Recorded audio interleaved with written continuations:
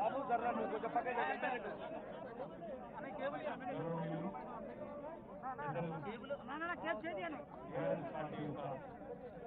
పార్లమెంట్లో parliamentary committee chairman గారు పెద్దలు రాజ్యసభ సభ్యులు కేశవరావు గారు, గౌరవనీయులు మంత్రివర్యులు పెద్దలు శ్రీనివాస్ గౌడ్ గారు, గౌరవనీయులు స్థానిక శాసనసభ్యులు మిత్రులు పెద్దలు అజయ్ యాదవ్ గారు, గౌరవనీయులు మరొక స్థానిక శాసనసభ్యులు మాజీ మంత్రివర్యులు పెద్దలు డాక్టర్ లక్ష్మణ్ గారు, గౌరవనీయులు స్థానిక పార్లమెంట్ సభ్యులు అనంత శ్రీనివాస్ రెడ్డి గారు,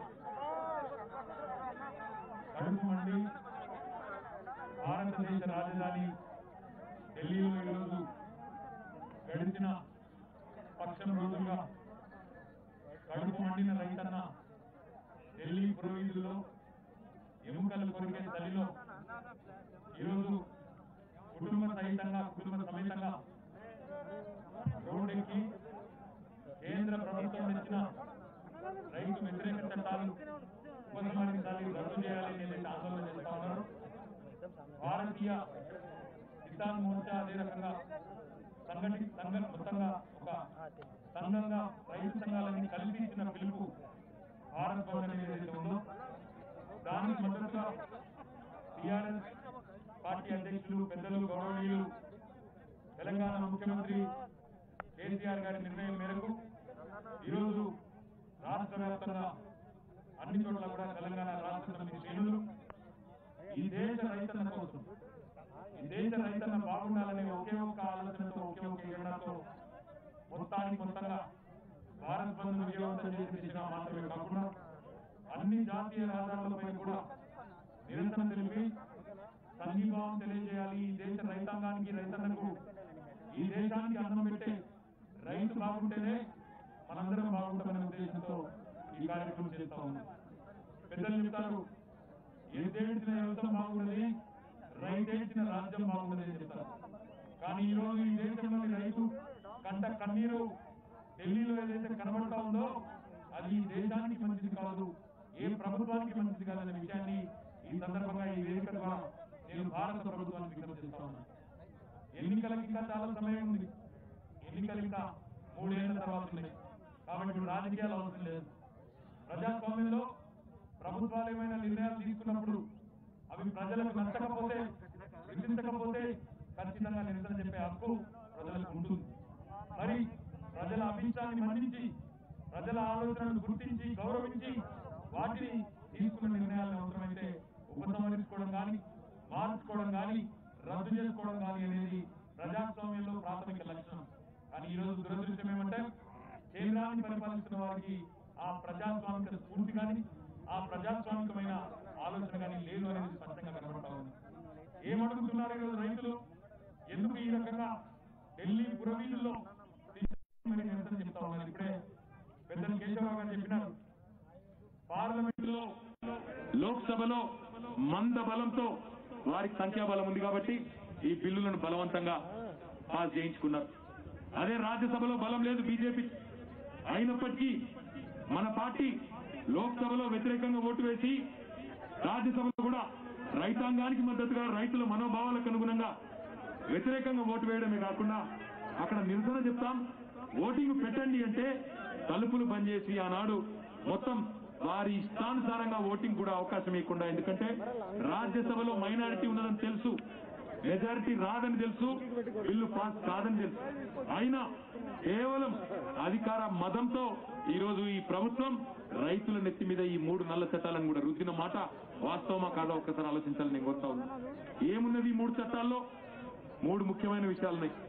ఒకటి, ఎక్కడా కూడా ఈ 3 బిల్లుల్లో రైతాంగానికి సంబంధించిన, వారి ప్రయోజనాలకు సంబంధించిన మాటలు లేవు. కర్షకుడు కావాలా, కార్పొరేట్ శక్తులు కావాలంటే ఈ కేంద్ర ప్రభుత్వం ఖచ్చితంగా కార్పొరేట్ శక్తులకే ఓటేసే పరిస్థితులు తప్ప కర్షకుల వైపు మాత్రం లేరు. కనీస మద్దతు ధర ఏదైతే ఈరోజు భారతదేశ రైతాంగం కొడతా ఉందో ఎన్ష్యూర్ చేయండి, మేము పండించిన పంటకు కనీస మద్దతు ఇప్పించండి అని కోరుతా ఉన్నారో దాని గురించి ఒక్క మాట చెప్పడానికి కూడా ఈ చట్టంలో ఈ ప్రభుత్వానికి మనసు రాలేదు. ఎంఎస్పీ గురించి చెప్పండి, స్పష్టమైన కమిట్మెంట్ ఇవ్వండి. ప్రైవేట్ వ్యక్తులు, ప్రైవేట్ శక్తుల చేతుల్లో వ్యవసాయాన్ని పెడితే ఈ కనీస మద్దతు ధర అనేది ఎటు కాకుండా పోతుంది, రైతులు నష్టపోతారని చెప్తే ఇప్పటి వరకు ఉలుకు లేదు, పలుకు లేదు. కేవలం పై పలుకులు మాత్రమే తప్ప ఈరోజు ఖచ్చితంగా మేము ప్రైవేట్ శక్తున్నా ఎవరు కొన్నా కనీస మద్దతు ధర విషయంలో చట్టపరంగానే మీకు అండగా ఉంటామనే ఒక్క మాట కూడా మీరు చెప్పడం లేదు. దానివల్ల జరిగేదేమంటే ఈ దేశంలో ఉండే సామాన్య రైతు పరిస్థితి కూడా కేంద్ర ప్రభుత్వానికి అర్థం కావడం లేదు. ఈ దేశంలో, భారతదేశంలో 85% రైతాంగం ఈరోజు చిన్న సన్నకారు రైతులు. ఎకరము, అరెకరము, అర్ధ బిగడు, ఈ కొన్ని గుంటల పొలాలు, గుంటల స్థలం మాత్రమే ఉన్న రైతులు కోట్ల మంది ఉన్నారు. మరి అట్లాంటి ఈ దేశంలో చిన్న సన్నకారు రైతులు కార్పొరేట్ శక్తులతో కొట్లాడే శక్తి వాళ్ళకు ఉంటుందా? కనీస మద్దతు ధర ఇవ్వకుండా ఏ పని చేసిన కార్పొరేట్ శక్తులు, వ్యక్తులు వారికే మద్దతు పలికే చట్టాలు ఈ దేశానికి అవసరమా, ఈ దేశంలో రైతులకు అవసరమా ఆలోచన చేయవలసిన బాధ్యత మన మీద ఉన్నది. ఈ దేశంలో ఈ రోజున్న మార్కెట్ కమిటీల్లో ప్రభుత్వమే కొనుగోలు చేయడం వల్ల అక్కడ కనీసం ఖచ్చితంగా రైతుకు అక్కడికి పోతే కనీస మద్దతు ధర వస్తుందనే ఒక విశ్వాసం ఉంది. కానీ ఈ రోజు మార్కెట్ కమిటీలు రద్దు చేస్తాం, మార్కెట్ కమిటీలు అవసరం లేదు. అదే రకంగా ఏ ధర కావాలంటే ఆ ధర, ఎక్కడ కావాలంటే అక్కడ అమ్ముకోవచ్చు అంటాడు. నేను అడుగుతా ఉన్న ఆలోచించమని షాద్ నగర్ రైతన్నలను, జడ్చర్ల రైతన్నలను, ఇక్కడ పండించిన పైటలను మీరు షాద్ నగర్లను, జడ్చర్లను ఎకరంలను, 2 ఎకరాలను మీరు పండించిన పంటను బెంగళూరు తీసుకొని పోయి అమ్మే శక్తి మీకు ఉంటుందా? వీడికెళ్ళి ఎక్కడో రాయచూరు మార్కెట్కి పోయి తీసుకొని అమ్ముకునే శక్తి మీకు ఉంటుందా? ఇక్కడ పడితే ఎక్కడ అమ్ముకోవచ్చు అంటే ఎక్కడికి పోతాం? మనం ఎక్కడికి పోం, వాళ్ళే వస్తారు. కార్పొరేట్ శక్తులు, పెద్ద పెద్ద శక్తులు వస్తాయి. వచ్చి వాళ్ళు ఇచ్చిన తృణమో పణమో తీసుకొని ఇక్కడే ఇవ్వండి, ఎందుకంటే కనీస మద్దతు ధర అనే విషయంలో ఈ చట్టంలో స్పష్టత లేదని చెప్పి వాళ్ళు శాసించే స్థాయి వస్తుంది. అది ఊహించే ఈ రోజు ఢిల్లీలో లక్షల సంఖ్యలో రైతన్నలు ఈ ఎముకలు కొరికే చలిలో కూడా అక్కడ కూర్చున్నారు, నిరసన చెప్తున్నారు. కేంద్ర ప్రభుత్వం ఈ చట్టాలు రద్దు చేసేదాకా, వెనక్కి తీసుకునేదాకా ఊరుకోమని చెప్తా ఉన్నారు. 3వ పాయింట్, ముఖ్యమైన పాయింట్ కూడా ఉన్నది. ఇది కేవలం రైతులకు మాత్రమే కాదు, ఈ దేశంలోని పేద మధ్యతరగతి ప్రజలకు కూడా ఈ చట్టాలు సావు దెబ్బ కొడతాయి. ఎందుకంటే నిత్యావసర వస్తువుల ధరలు ఇప్పటికే ఆకాశం అంటుతా ఉన్నాయి. మరి ఆ నిత్యావసర వస్తువుల ధరలను నియంత్రించాలి అంటే ఖచ్చితంగా కొంత ప్రభుత్వానికి సంబంధించి కొంత కట్టుబాటు, కొంత క్రమశిక్షణ ఉండాలి.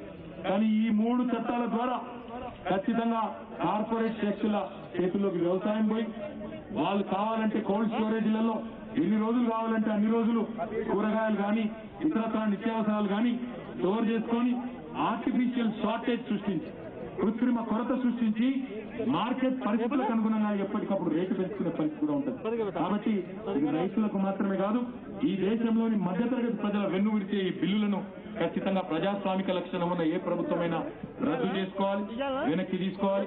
మాటలతో కాదు, ఈరోజు స్పష్టమైన ఆచరణతోనే సమాధానం చెప్పాలి. ఢిల్లీలో కూర్చున్న రైతులు ఒంటరి వాళ్ళని కేంద్ర ప్రభుత్వం అనుకుంటా ఉంది. ఈరోజు తెలంగాణ రైతన్న రోడ్డెక్కినాడు, తెలంగాణ రాష్ట్ర సమితి రోడ్డెక్కింది. ఈ పోరాటం ఈ రోజు అంతం కాదు, ఇది ఆరంభం మాత్రమే. తప్పకుండా గ్రామానికి ఉన్న రైతాంగాన్ని చైతన్యవంతులు చేస్తాం. ప్రతి మండలంలో కూడా రైతన్నలను చైతన్యవంతం చేస్తాం. పార్టీ అధ్యక్షులు పెద్దలు కేసీఆర్ గారితో చర్చించి, పార్టీలో అందరు సీనియర్ నాయకులతో చర్చించి అవసరమైతే మరి ఒక దీర్ఘకాలిక కార్యాచరణ కూడా తీసుకొని ఈ కేంద్ర ప్రభుత్వ రైతు వ్యతిరేక విధానాలను, కార్పొరేట్ శక్తులకు సాగిలపడుతున్న విధానాలను, దేశానికి అన్నం పెడుతున్న రైతుకి సున్నం పెడుతున్న వైనాన్ని ఊరూరు తిరిగి చెప్తాం. చెప్పి ఈ కేంద్ర ప్రభుత్వం తన దుర్మార్గమైన విధానాలను, ఈ చట్టాలను, ఈ 3 నల్ల చట్టాలను వెనుకకి తీసుకునే వరకు కూడా ఖచ్చితంగా పోరాటం చేస్తామని మీ అందరికీ కూడా నేను మాటిస్తా ఉన్నా. మనకు పోరాటాలు కొత్తగా, తెలంగాణ రాష్ట్ర సమితి అనే పార్టీ వచ్చిందే ఈ పోరాటాల నుంచి వచ్చి ఈ రాష్ట్రాన్ని సాధించిన పార్టీ టీఆర్ఎస్ పార్టీ. ఎక్కడో కాదు, ఇదే జాతీయ రహదారి పైన సడక్ బంద్లో ఆనాడు అన్నారం గేట్ దగ్గర ఇక్కడే కూర్చున్నాం, ఇక్కడే బ్రహ్మాండంగా ధర్నా చేసి ఆనాడు జాతి దృష్టిని ఆకర్షించాం. ఈ రోజు ఢిల్లీలోనే కాదు, తెలంగాణలోని ప్రతి పల్లెలో, తెలంగాణలోని ప్రతి గల్లీలో ఖచ్చితంగా రైతుల కోసం అందరం కూడా అండగా నిలబడాల్సిన అవసరం ఉంది. అందరం కూడా రైతు బిడ్డలమే, అందరం కూడా రైతు కుటుంబాల నుంచి వచ్చిన వాళ్ళమే. ఈ దేశానికే వెన్నుముకగా ఉన్న రైతన్నకు ఎవరు ద్రోహం చేసినా ఖచ్చితంగా దాన్ని ఎండగట్టవలసిన బాధ్యత మన మీద ఉంది. ఈ రోజే మన ముఖ్యమంత్రి కేసీఆర్ గారు రైతు బంధుకు సంబంధించి ఇంత కరోనా కష్టకాలంలో కూడా రాష్ట్ర ఆర్థిక పరిస్థితి బాగాలేకపోయినా 7,300 కోట్ల రూపాయలు డిసెంబర్ 27 నుంచి జనవరి 7 లోపల 58 లక్షల మంది రైతులు ఖాతాల్లో వేస్తున్నామనే ప్రకటన ఇచ్చి 58 లక్షల రైతు కుటుంబాల్లో ఒక భరోసాని ఒక భద్రతని కేసీఆర్ గారు ఇస్తా ఉన్నారు. ఒక రైతు మరణిస్తే రైతు బీమా ఇచ్చి 5 లక్షల రూపాయలు వారం రోజులు తిరగకుండానే ఆ రైతు కుటుంబానికి ఇచ్చి అంటగా ఉంటున్నారు కేసీఆర్ గారు. 24 గంటల కరెంట్ ఇచ్చి ఈ రోజు రైతన్నకు వెన్నుదన్నుగా ఉచిత కరెంట్ ఇచ్చి ఆదుకుంటున్నది కేసీఆర్ ప్రభుత్వం.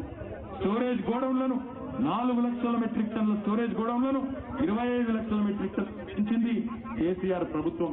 అదే రకంగా అన్నింటికీ మించి పాలమూరు లాంటి వెనుకబడేబడ్డ జిల్లాను ఈ రోజు శరవేగంగా ప్రాజెక్టులను పూర్తి చేసి వలస కూలీల జిల్లాగా పేరుపడ్డ పాలమూరుకు ఈ రోజు రివర్స్ మైగ్రేషన్ ప్రారంభమైంది అంటే మళ్ళీ మన రైతన్నలు ధైర్యంగా వెనక్కి వస్తున్నారు అంటే ఈ 14 నియోజకవర్గాల రైతన్నలు ఈ రోజు సంతోషంగా బ్రహ్మాండంగా ముందుకు పోతూ వ్యవసాయాన్ని కూడా కొత్త పుంతలు దొక్కిస్తున్నారు అంటే దానికి కారణం కేసీఆర్ గారు తీసుకున్న నిర్ణయాలు. ఇంకొక మాట కూడా చెప్పి మీ అందరికీ తెలియజేయాలి. ఈరోజు వ్యవసాయం అనేది నిజానికి రాష్ట్రం యొక్క సబ్జెక్ట్. మరి రాష్ట్రం యొక్క హక్కును కూడా హరించే విధంగా కాంకరెంట్ లిస్ట్ లో ఉన్నప్పటికీ రాష్ట్రం యొక్క హక్కును హరించే విధంగా ఈ రకమైన నల్ల చట్టాలు తీసుకురావడమే కాకుండా కనీసం రాష్ట్రాలతో చర్చించాలనే సంస్కారం కూడా లేకుండా అసలు రైతాంగం ఏమనుకుంటున్నారో అనే ఆలోచన కూడా లేకుండా ఈ చట్టాలు ఏవైతే తెచ్చినారో వీటిని ఉపసంహరించే వరకు పార్టీలో చర్చించి రైతు సంఘాలతో చర్చించి తప్పకుండా ఏ రకమైన నిర్ణయం తీసుకోవడానికి వెనుకాడం. కొంతమంది చెప్తా ఉన్నారు, నిన్నంటా ఉన్నారు ఒక ఆయన, మరి మీరు సన్నాలకు మద్దతు ధరిస్తలేరంటున్నారు. మిత్రులందరికీ తెలవాలా, సన్నాలకు మద్దతు ధర ఇవ్వడానికి తెలంగాణ ప్రభుత్వం సిద్ధంగా ఉంది. కానీ దానికి అడ్డం పడుతున్నది కేంద్ర ప్రభుత్వం. వారు నియమించిన ఫుడ్ కార్పొరేషన్ ఆఫ్ ఇండియా ఏదైతే ఉన్నదో వారు స్పష్టంగా చెప్తా ఉన్నారు, మీరు అదనంగా ధర ఇస్తే బోనస్ ఇస్తే మేము కొనుగోలు ఆపేస్తాం, నిధి సేకరణ ఆపేస్తామని చెప్పి ఫుడ్ కార్పొరేషన్ ఆఫ్ ఇండియా ఈ రోజు చెప్తున్న మాట వాస్తవమా కాదా కేంద్ర మంత్రులు చెప్పాలా, కేంద్ర ప్రభుత్వం చెప్పాలని నేను డిమాండ్ చేస్తా ఉన్నా. రాష్ట్ర ప్రభుత్వానికి ఇంతటి కష్టకాలంలో 7,300 కోట్లు ఇచ్చి రైతు బంధు అమలు చేస్తున్న రాష్ట్ర ప్రభుత్వానికి ఇంకో 1000 కోట్లు ఇవ్వడం పెద్ద పని కాదు. కానీ మొత్తంగా ధాన్యం సేకరణ నిలిపేస్తా అని బ్లాక్ మెయిల్ రాజకీయం చేస్తున్నది కేంద్ర ప్రభుత్వ రంగ సంస్థ ఫుడ్ కార్పొరేషన్ ఆఫ్ ఇండియానా కాదా గట్టిగా చెప్పాలి, స్పష్టంగా చెప్పాలని చెప్పి కూడా కేంద్ర ప్రభుత్వ పెద్దలు నిలదీస్తాం.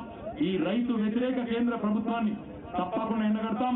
కర్షకుడు కావాలా, కార్పొరేట్ శక్తులు కావాలా అంటే కార్పొరేట్ శక్తుల వైపు మొగ్గు చూపుతున్న ఈ కేంద్ర దమన నీతిని ఎండగడుతూ ఒక కార్యాచరణ కూడా పెద్దలు కేసీఆర్ గారితో చర్చించిన తర్వాత ఒక కార్యాచరణ కూడా రూపొందించి తెలంగాణ రైతన్నకు, భారత రైతన్నలకు కేసీఆర్ గారు, టీఆర్ఎస్ పార్టీ అండగా ఉంటది. ఈ రోజు మరి చాలా రోజుల తర్వాత రోడ్డెక్కే ఒక పరిస్థితి వచ్చింది. చాలా రోజుల తర్వాత తెలంగాణ రాష్ట్రం ఏర్పడడం జరిగిన తర్వాత మొట్టమొదటిసారి మళ్ళీ టీఆర్ఎస్ గులాబీ సైనికులకి రోడ్డెక్కాల్సిన పరిస్థితి కల్పించింది కేంద్ర ప్రభుత్వం. వాళ్ళకి చెప్తా ఉన్నా, మాకు పోరాటాలు కొత్త కాదు, రోడ్డు ఎక్కడం కొత్త కాదు, రాస్తా రోకో కొత్త కాదు, ధర్నా కొత్త కాదు. అవసరమైతే ఎంత దూరం ఉన్నా పోతాం, తెలంగాణ రైతన్నను, భారత రైతన్నకు అండగా నిలబడతాం, వాళ్ళని కాపాడుకుంటామన్న మాట మళ్ళొకసారి తెలియజేస్తూ మరి పెద్ద ఎత్తున తరలి వచ్చి బూరుగులా గేట్ దగ్గర ఈ కార్యక్రమాన్ని విజయవంతం చేసిన మా తమ్ముళ్లకు, అన్నలకు, అక్కలకు, చెల్లెలకు, రైతుకు సంఘీభావంగా తరలి వచ్చిన ప్రతి ఒక్కరికి పేరు పేరున హృదయపూర్వకమైన ధన్యవాదాలు. జై తెలంగాణ. కేంద్ర ప్రభుత్వ రైతు వ్యతిరేక విధానాలు, కేంద్ర ప్రభుత్వ రైతు వ్యతిరేక విధానాలు, కేంద్రం తెచ్చిన నల్ల చట్టాలు, కేంద్రం తెచ్చిన రైతు వ్యతిరేక నల్ల చట్టాలు, కేంద్రం తీసుకొచ్చిన రైతు వ్యతిరేక నల్ల చట్టాలు రద్దు చేయాలి. జై తెలంగాణ. జై తెలంగాణ.